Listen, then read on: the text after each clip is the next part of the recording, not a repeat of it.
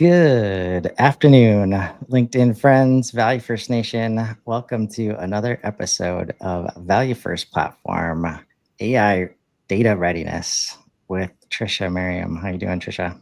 I'm great. How are you? Doing good. Uh, Having a lot of good conversations about topics like this one that all kind of relate to this topic. They kind of all relate to each other at this point, don't they? You did bring this up the other day that there's a collective aha consciousness around the idea of just data and making sure your data is more. Just feels like there's more focus on that, where you could kind of get by with kind of okay data there for a long time, but with the things that we want to do, can do with AI, it's not. You have to fix it. Yeah, yeah. No, You you want to really use do. AI. Yep. It AI doesn't allow for like broken systems in the way that we've relied on the past. Like, all right, we don't care. Just export the spreadsheet and then we'll re-import it and then we'll like make sure it's clean and then we'll send out that email list. Mhm. Like all parts of that, what I just described are not like we're just not set up for it anymore. Buyers aren't responding to those motions. Our internal teams don't like doing it, so they don't. And uh, so here we are. Um, And you, HubSpot does not make it easy to like future proof your data natively.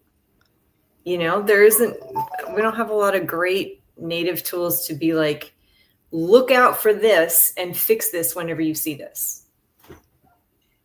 yeah, I think that's at the heart of why I said I wanted to debate these bullet points that you've come up with. Is should we put all the responsibility on the tools and technology to solve some of these issues? I know we'll be able to do that, and the like AI is going to solve for some of these longstanding issues in the long term. Um, but I like where you're going. So tell us where this came from, and I'll just we're going to talk about three data hygiene essentials today. We've got smart associations with conditional logic, unlimited bulk deduplication, and fuzzy matching with automated scheduling. Where are these coming from? Those are coming from personal experience, in that just using domain is not good enough for associations for all businesses. I've got one use case is that often on LinkedIn, people are using their personal emails, but they work for a company. So, like, I work for Apple, but I'm using my college email address. HubSpot wants to make it look like I work for the university. So that's one use case. I have a client that I work with that's really high volume, very small, like micro businesses. 1 to 10 employees is probably most of their businesses. And they're not consumer, like it's B2B, but they're kind of acting like consumer, like B2C, just because of who the business owners are. They don't have LinkedIn presence. They often don't have company domain names. And they'll come into the CRM multiple times. They'll come in with their email address, they'll come in with their phone number a separate time, and they'll come in another time with like their business email, like their Gmail, their business email, their phone number. And it's not, it's user behavior that's creating for some chaos here. And then it's really difficult to roll all of those conversations up into a single account record. Okay. So associations are important because, like, domain as an overall rule doesn't totally fit the bill. Deduping 50 records at a time, I have never done that. I have never just carved out like 3 days to like hit that button over and over again. Maybe other people do. I have not. So there needs to be a better, more automated way to do that. That's less hands-on. And that's number 3 for me, which is like, go look at this more intelligently. And I know that AI can do this. And then take the bulk of it off of my plate. Only ask for my input when you can't figure it out yourself. Yeah. This is definitely the one that I can get behind. Because I'll like fuzzy matching, you define that and automate. So what and when, right? Like if you can give AI those rules, then these problems start to go away. But let's get into these other two. And so what is meant by the word smart here? I think what I really want is conditional logic. So maybe you say that if they're look at it by lead source. And maybe for all of your leads that are coming, if they're coming from advertising, they're coming from Google, for example, you can let those be matched by email domain. But if they're coming from LinkedIn, maybe use a combination of something else, name and company name and location or something like that. That's what I mean. Okay. So we're trying to remedy our shitty lead sources, is what I'm hearing there. We're remedying for the use case that I work for IBM, but I'm using my MIT email address. And I don't want HubSpot to think that I work for MIT. And as long as this has been known for a while, hasn't it? In terms of like, if you can't count on the domain name to create a company record in the right way, then turn that off, right? Well, that's what a lot of people do, but then they end up with contacts that aren't associated to companies. Until they need to be. Until they need to be. Makes sense. Well, maybe it does, but what if you are intentionally targeting, these 100 companies and you've got a team that's, working on that? Ideally, you have a way to roll up activity from if those people are coming to your website, interacting with you, doing stuff. Right. And that's where I'd say the fuzzy matching comes in. Like if we're assuming that we know that there is some information that tells us this person is from Intel, even though the email does not tell us that. Right. So as long as we have that information, I think that makes sense. If we don't, and this is where, of course, all of the tools that people like to buy and, use in questionable ways, in my opinion, to try and fill out that data, which leads to further inaccuracy. I think what I'm trying to get at here is like associations and relationships inside of the CRM, like must be driven by humans that understand like the relationship context. And if we have somebody in there, especially when it's coming from a lead source like LinkedIn, where if they're active there and not via email, then we go get them there. Like that's their channel that they're choosing to engage in. We don't just get to say like, oh, I'm going to grab your email and phone number and then get at you from there, because that's not how you engaged as the human. And so let's say we take that approach and we reach them on LinkedIn.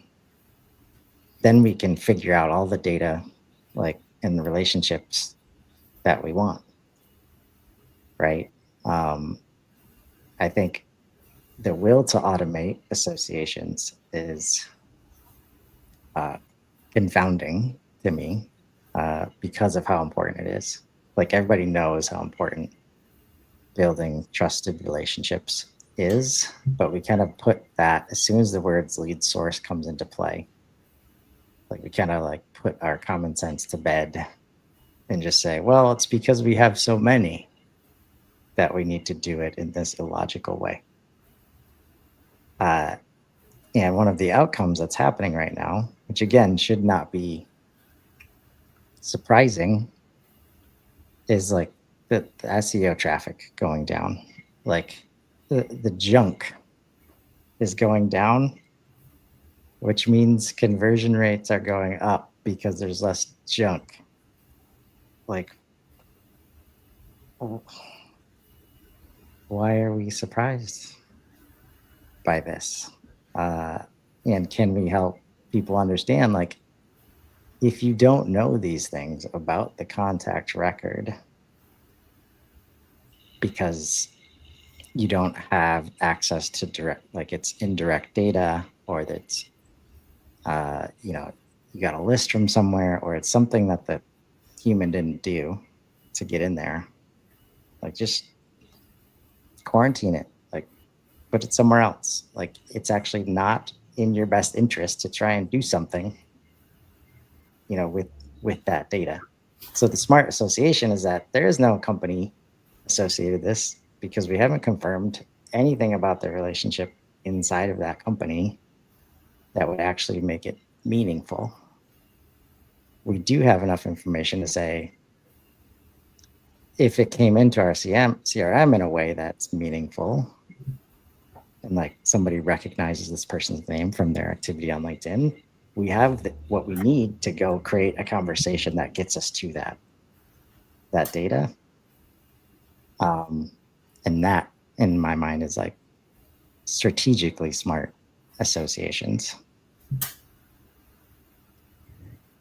So I know I'm a little pie in the sky here, but when you look at the data and what's happening right now, it's like, why should we keep solving for these like symptoms of just vast quantities of data that's coming into the CRM in ways that, you know, probably shouldn't be, or has proven not to serve us very well, like previously. Let me give you another example because I want to keep talking about this. LinkedIn has, so they have forms that they'll have within LinkedIn, and somebody fills them out from within LinkedIn, where it kind of pre-populates them with all the LinkedIn data. So let's say that this is actually a demo form that's on LinkedIn, and somebody opted in to get a demo from you. They submitted the form. But they're doing it with like company name is IBM, but their email is a Gmail address. So depending on whether you allow that company to be created in HubSpot or not is going to determine on whether that person has, like, you can see the IBM company record and how many contacts are there. But let's say that there has also been other activity from other people at IBM through LinkedIn on the same types of forms. And let's say you're not allowing company associations automatically. How does your salesperson, how do you equip that salesperson to be ready when they get on the call with that person to acknowledge that it's not just them, but they've, like, you've also heard from their CTO 2 weeks ago, and a week before that, like somebody on the product team. How do you bring it all together? I mean, if it's a demo and it's a hand raiser, like those are the things that require resources. Like if that's active engagement, then at some point, somebody or something is reviewing the context of that hand raise. And if we see company name IBM and then it's not associated to a company, then we try to solve for that. Like by associating them to the company record that exists. If the record doesn't exist, then it's somebody's doing research to see, like, should it, is this a real hand raise, right? Like, that's where I think a lot of people, HubSpot can enable you to ask questions and get more information, which is a lot of what we talk about on the other shows. You just have to want it, right? Like, if somebody comes in with no context, your emails that go out should confirm, like, hey, look forward to chatting with you. Like, I noticed this thing about this thing that you did. Like, hey, you've got a Gmail. It's really important that we get your business email, like, ahead of this demo, right? And that happens in the one email, and then in a message on LinkedIn, right? So I think there's an opportunity, and this is where it just shifts the burden a little bit into the place where it should be in terms of managing human to human relationships, where there's enough nuance, especially when you've decided that LinkedIn demo forms are going to be a channel for leads, you know about this problem. Like, it's guaranteed. So how do you solve it before stuff starts coming into the CRM? It's like, okay, when this happens, if this, then that, right? If there's no company, then this. These are the questions we ask to get to the company, to get to qualification, right? So that's where I'd go with that. And again, I think a lot of what we can do right now is help AI. And this has always been the case for humans, though. Like, if you ask, like, you've been in those calls where it's like, well, did you win that deal? And it's like, no, we're going to keep talking. It's like, did you ask them, like, to close or to, like, move forward with the contract? Did you ask that question explicitly? Like, yeah, not really. It's like, okay, well, they can't say yes if you don't ask for the yes, right? All of the data that we want, most of the time we're not asking for it, either to the right people or in the right ways, because we're awash with data. Like, we have so much data, and we just need to get better at determining what the data means to us, like, first, so that it's not on every single human once they get on that call to want so much, like, active preparation, that might misinform, might put them in a bad position. So conditional logic, like you meant, is kind of like, so is this the same thing as fuzzy matching? No, it's not. It's not. It can be a couple of different things.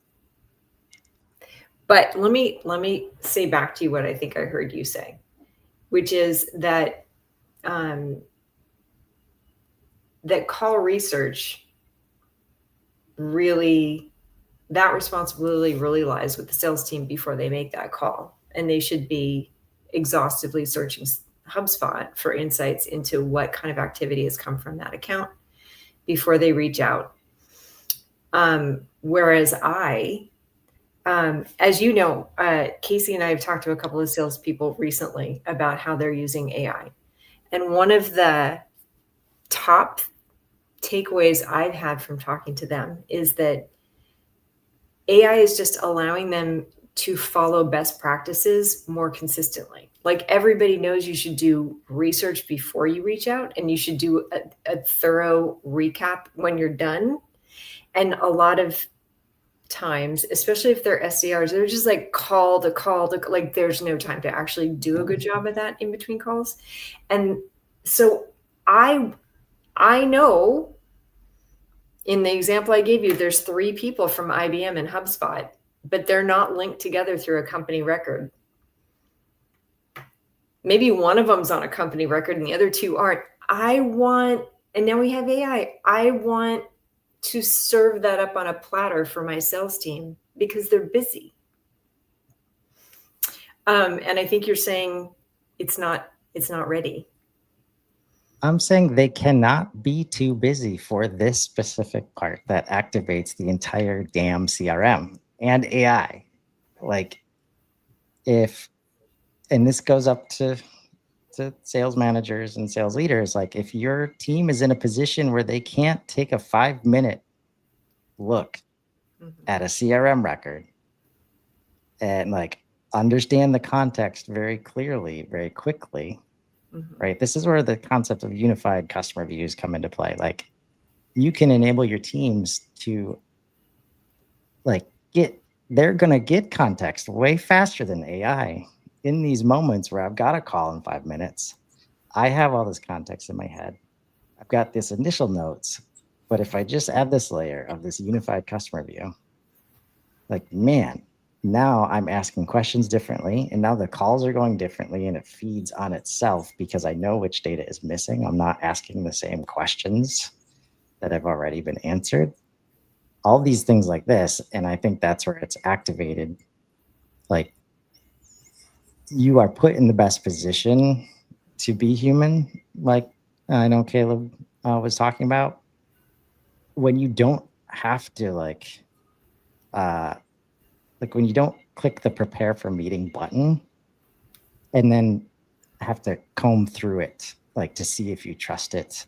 And one of my favorite examples, one of the few times I actually think that going from the company perspective like helps, is the target accounts tool in HubSpot. There's no faster way to understand that you don't have all the contacts associated in the way that they're supposed to be, right? And it shows up very quickly, and that's one of the places where I think it's usually a quick win for most companies if they activate that tool, because it gives you that snapshot. It's like, oh, I know, but it's always somebody that says, oh, I know that's not true. Like, I know, like, our deal value should be $1 million, not 100,000. Oh, why is that? Oh, this contact is not associated in the right way, and that's the contact with the deal, right? But it generally takes a human at this point to catch that. Otherwise, AI is like, oh yeah, $100,000 customer, like, do this and this and this. Meanwhile, like, there's a super hot $1 million deal like happening right next to it because things aren't associated. And I don't know how to educate in a better way on this. And this is one of the challenges of like HubSpot, like association labels and associations are so new, like comparatively. They've been clunky until very recently. And it's a different way than how the other systems do it, with like lookup fields and, all these things. But if you get it right, it's so much better because it's actual like associations that can make sense to the team. So that's why I always like, definitely like parent company, child company, and contacts within those situations. I'm always trying to coach into like that responsibility of getting those right needs to be on the sales team first, because they know more than anybody else about the relationships involved and the nuance. Now, if they do it enough manually to say, we can fuzzy match like based on this stuff, or even conditional logic based on activities, this is where marketing and sales gets really powerful if you can work together on stuff like this, because you can use their website activity, their social activity, based on what the salesperson is telling you to say, oh yeah, if these things are true, like we know like 95% confidence that we can match this thing. And now the sales team doesn't have to do it. We don't get to skip over that part though, which is what we were doing when we let the domains do all the work like for us. So you fit on sore is not right the word. I just think this is one of the biggest opportunities in most HubSpot portals. But it requires going beyond one contact, one company, one deal. Right? We just don't live in that world anymore. Most companies, I think, and we've been preventing those contacts from entering the CRM, which means we don't know how to manage them effectively inside of the CRM. But we want to have everybody and their brother that works at Intel. If we can get them in there, it's like throw them on the company record. Let's do better. Agreed. We all want to do better. So, unlimited bulk deduplication. I understand if this is one time unlimited. If we're having to consistently do this, then how is this not a band-aid? Like, why are we having to dedupe so much? Because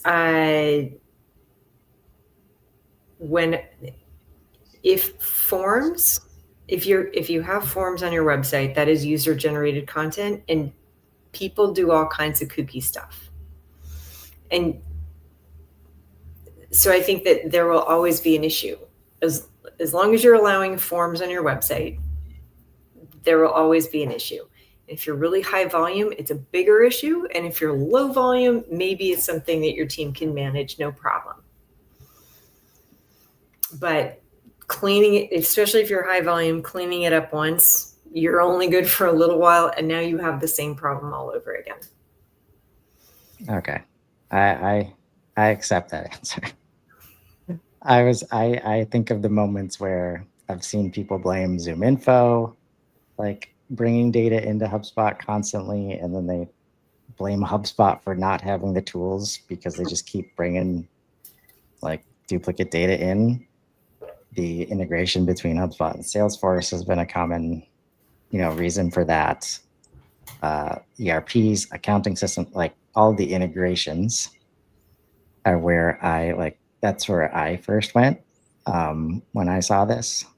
And again, it's not just the systems, right? It's like a marketing team that's not allowed to manage these other systems, and they just got to like make sense of leads and send them back to the sales team. So it's not necessarily an easy problem from that perspective, but I do agree because I used to have this conversation about forms, like openness, like being accessible, right, to customers and prospects. Like the more accessible you are, the more likely you're going to get spam, like, form fills and stuff like that. So if that's why we need this, because we don't want to put a bunch of restrictions up or 20 fields up, right? Then I think this makes sense. Yeah. And like the example I gave you, high volume, people who may or may not have a business email domain. So they come in once to the website with their Gmail and their company name. And the next time they come in with their phone number and their company name. And then sometimes you also get them with their business email domain and their company name. Like I tend to see that happen when they actually get on a demo.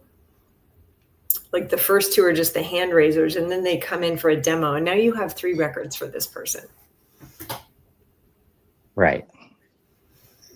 And again, like if we're at demo stage, like if we're at hand raiser stage, like, and I think you can start to leverage AI, like some signal that based on first name and last name matching, right? Like, okay, let's do something about this, Mhm. right? Even there, if it's a demo, like I want the person leading, whoever's in charge of the relationship at that moment is the best person to do this dedupe or merge in a lot of cases, right? I think the merge, especially um, in that there's different activities, I think it's gotten a lot easier to do this recently. But like when I hear admins getting called up to merge records on behalf of this customer facing team, it's just like, it makes no sense. Like there's so much nuance related to those records. Mhm. It puts the admin in a terrible position to do it wrong and then just get hellfire, like, uh, thrown upon them. Whereas it's probably like a 30-second task. Like if the person in charge of that relationship just says, oh, okay, clearly this is the right record, right? Mhm. Um, What if it's not a demo situation? Do you think it's fine for all of those records to just live in the CRM, not related to each other? Also, I see what you're saying about this. Like I've seen this happening like once the customer's been onboarded and you continue to have this like they're a customer now paying you money and their stuff is still in 3 different places. So that's just sloppy. Um, and I have never been in an org where I've seen anybody like really take the initiative to clean that up. Um, but anyway, putting that aside, the people that don't make it to a demo, there's a lot of them. And in some cases, there's 3 of them per record. You think they should all just hang out as multiple personalities until somebody actually raises a hand? um, no, again, I think whoever's responsible for the relationship in that moment, and in that case, it, if marketing owns, like if they need to be sending marketing emails or triggering marketing motion or even reporting on those records from a Yeah. marketing perspective, Yeah. like it falls on them to use tools that I think are already here, which is like, hey, like these 3 records, probably the same person, right? And I think because we don't take those moments, we never get to the heart of the problem of like, what's wrong with our messaging where this person is coming in all sorts of ways?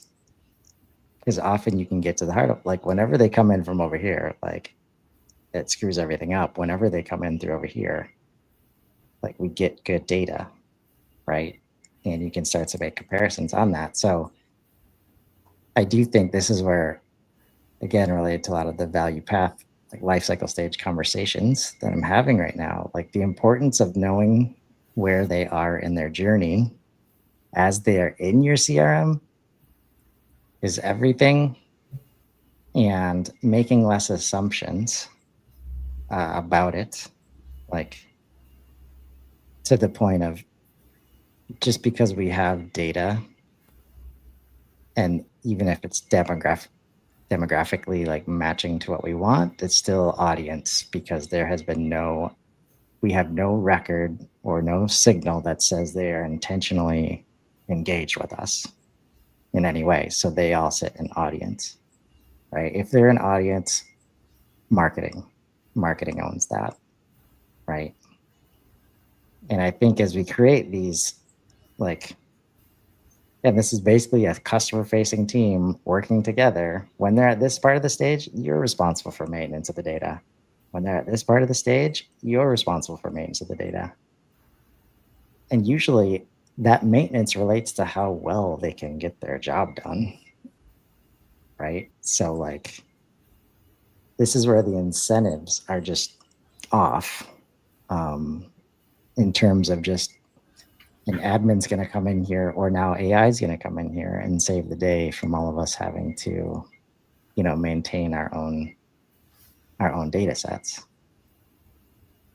And I think this is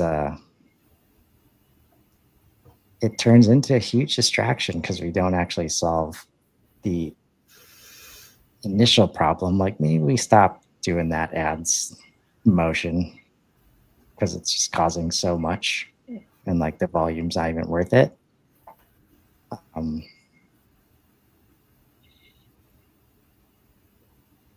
Yeah. So like unlimited and bulk, right? If we have clear ownership over these records, then we should be doing this kind of stuff every day. And then is it a 5-minute activity every day that if 10 people are doing it, all of a sudden the database is always clean, right? But we have AI now. Right.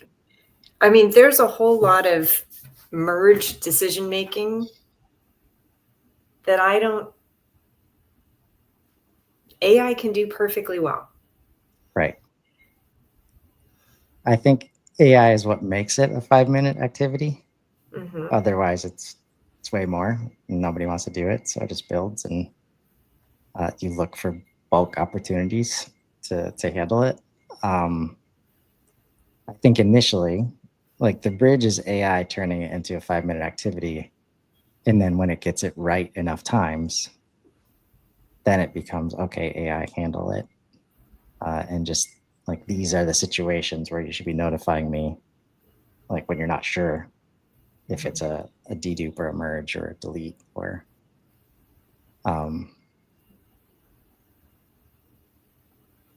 yeah, because I the data quality tools in HubSpot, like they make a lot of this visible, right? But even I, like, if it starts to go past the page, I'm like, ugh, it feels like so much work, even though it's very clearly like, oh, that first name, last name is obviously switched.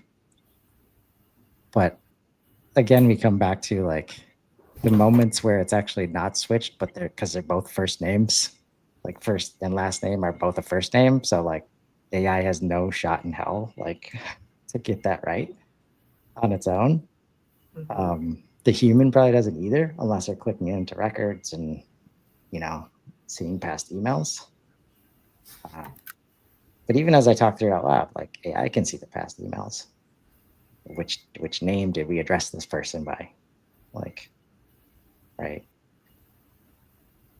So I think the bridge is like asking AI to do this. Because whether we use AI or not, I think it's the cadence and the consistency that we do it at, which ultimately saves most of the headache, like related to this activity. And when you say use AI to do this, what does that look like to you? Where are you going to do this? I'm wanting to do it in HubSpot, like for sure. I think like there's AI behind most of the data quality tools. So it might not be AI like sending you a notification, but I'm sure agents can be set up to like trigger in certain situations. I do think this relates to like this topic of like how fuzzy is too fuzzy. Does your organization even know? And if you don't know, there are opportunities to have AI decide for you, but also the humans got to be in the loop somewhere to make sure ensure that the matching is correct. Because I like when I see fuzzy matching, I can see the duplication like warning use case, but also other records like associated records like in the CRM. And there's probably opportunity again. there's innovation to be had with association labels, where if the first thing we do is these first name, last names match, we just associate those contact records together so that we can't see them separately, right? Like, is that an opportunity to make it easier for, the human that keeps looking at that to solve it at some point? Like, I know I've had experience where it's like I see the thing 10 times and finally on the 10th time I like make the fix, right? I think until we make that fix, like, it can be hard for AI to know the difference between right and wrong on these. Mm-hmm. And what I just described is something I often do. Like, if I think the merge isn't as clear as I want it to be, I will associate the contact record so that like it helps me later so I don't forget about it. And I think there's probably lots of tricks like that we can like add in or ask AI to add in. When you say that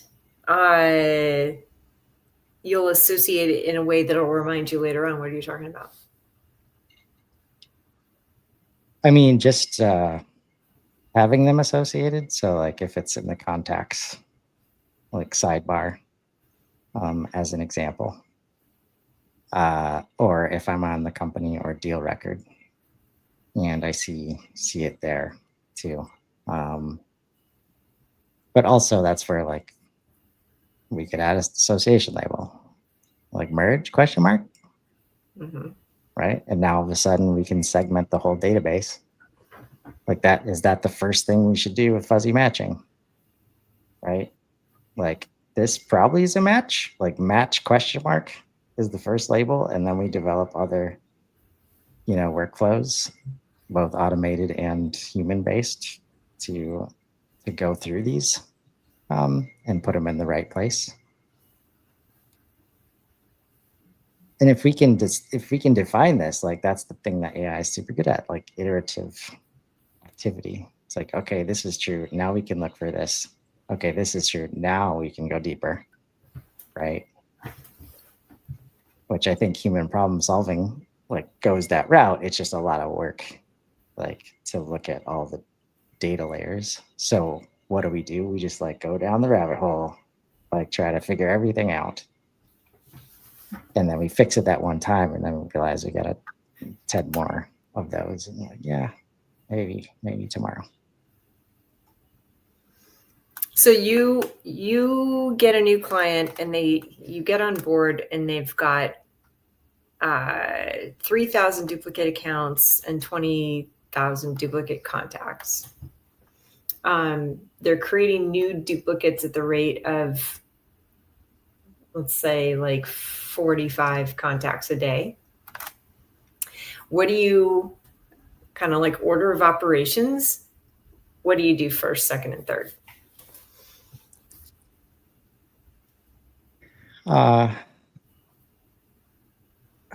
To try to like fix this future based. Right. I mean, we have to do root cause analysis, like at some point. How you do that, I think there's various ways, but this is where understanding the flow of data and how it relates to the data model that your business needs. I had somebody reach out yesterday about NetSuite and HubSpot, and I had to ask, like, because there's contacts and companies in HubSpot. There's also contacts and companies in NetSuite, but sometimes there's customers too. And she was saying customer. And when I look at the HubSpot native integration, there's no customer on that list. So I'm like, can you define customer for me? Right? Because she's wanting to update it in a certain way. And those are the kinds of questions like we have to make space to ask those questions, because it could be like, how do we get out in front and like prevent these duplicates, right? And then if we get to the way, like, oh, it's just that's how many form fills we get, and that's the way it is. Like, okay, then let's deal with that. But so often it's like, where's the gap in the system design that's causing this to happen? I do think, like you mentioned earlier, about how they can go through the process with all these different, versions of the contact, like billing, billing situations, like invoicing scenarios, I think can be just as bad here. Where this is like the challenge is matching the data models of the systems so that the system that needs the let's say the sales contact version of this person like has that, and that connects to the other system that has the billing version of that contact, and we know that they're synced in the right way, but we should not have two versions of that record in our same system, because then we're sending the same person same two emails or whatever. Right? So yeah, getting to that data model, like 95% of the work that I do is getting that part right. And that solves not just for like data maintenance problems, but the conversations that you get to have, like when that part is clear, right? When we don't have questions about how data flows and why, like all of a sudden we can have more constructive conversations. So that's get your data model right, folks. Get your data model right, but I still believe if you are reliant on just a ton of user-generated content, you need something else.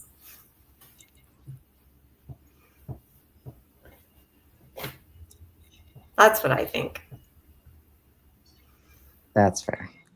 I still think you can use the data model in innovative ways to like quarantine this stuff. Like you just have to create these scenarios where this is where I go in the CRM to review questionable data and solve problems.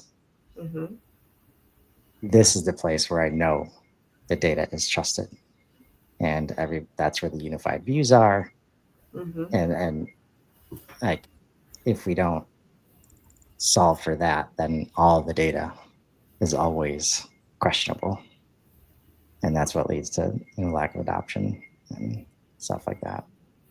All of that. So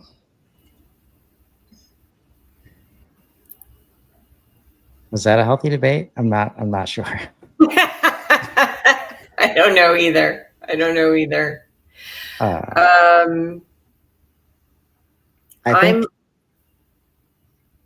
You didn't totally convince me. I understand. I like the idea of quarantining the data. I'm trying to balance what you're talking about versus realities of sales leadership and their expectations of how their team spends their time. And they often do not want their team working on hygiene issues. Or they're never, like, I'm always going to lose the fight of asking them to prioritize that, I feel. Yeah, this is where I go to the unified view goals. Like an association label is highly valuable when it allows everybody to understand the relationship of this thing to the company, especially the human, like immediately, like within 30 seconds, without having to click around, without having to scroll around. Like association labels enable that. That's the kind of conversation. Like it's a relationship value task, not a hygiene task at that point. Right. And it's obviously a nuanced conversation because there's lots of baggage to unpack about this is we need our people selling. Like, Mhm. I want the people that are selling to understand the relationships better than everybody else. And if they can't take time to do this part, I don't think they do. Like, and then we have new people come in and they don't have to do it either. Like, this is how it goes wrong, right? Mm. Because inherently they need this value from the CRM. They don't get it. So they call everybody, anybody and everybody to get the information. They take up half of the morning meeting on Mondays to understand context, right? And it's because our teams didn't have the habit of maintaining data, Mhm. right? So I'm sure this won't be the last time we chat about this. But I think it was a good discussion. I think some value was had, definitely for me, and I hope some of the people watching too. If it was clear cut and there were completely easy answers, everybody would have this done already. Yep. This is why it's AI data readiness. Like, a lot of this is human based problems that we haven't solved in 25 years, and we're probably not going to solve it. So how can we put AI in a position to solve it for us? Until next time, Trisha, I hope you have a wonderful holiday this week. You too. It's nice chatting. See everybody next time. All right. Bye.